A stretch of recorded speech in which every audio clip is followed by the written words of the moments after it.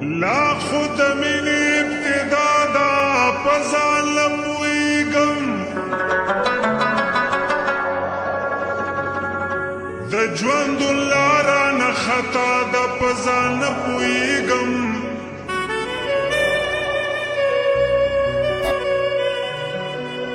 ګټه تلاس چوم سره تپلاس ناراضي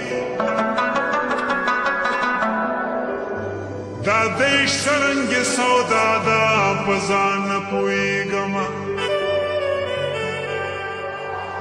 وی بدا هر سړی په ژوند کې اندېښنې پریشانې کفار برخه یو زما دا پزان پویگم